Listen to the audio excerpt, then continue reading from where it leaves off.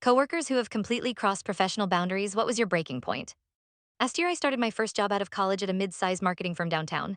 My supervisor, Derek, was a 45-year-old department manager who initially seemed like an excellent mentor. He praised my work, gave me interesting projects, and often said I had real potential in the industry. For the first few months, I felt incredibly lucky to have such a supportive boss. But Derek's mentorship gradually became uncomfortably personal.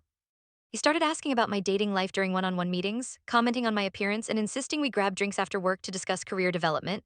When I politely declined, he joked that I was too serious and needed to learn how to network properly if I wanted to succeed in marketing. The boundary violations escalated slowly. Derek began finding excuses to touch me during presentations, standing too close behind my desk while reviewing my computer screen, and texting me work questions late at night that could easily wait until morning.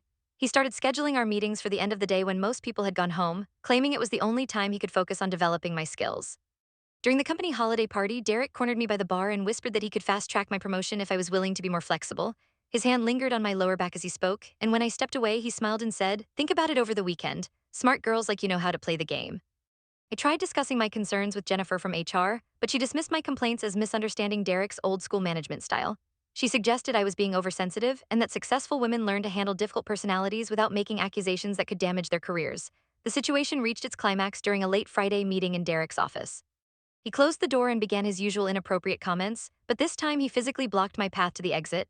When I asked to leave, he grabbed my wrist and pulled me closer, saying he was tired of playing games and it was time I showed some appreciation for his career guidance. His breath smelled like coffee and his grip was surprisingly strong. I managed to knee him in the groin and push past him to the door, but he caught my arm and threatened that reporting him would end my career before it started. "Who do you think they'll believe?" he sneered. "The successful manager or the paranoid new girl who can't handle normal workplace interactions?"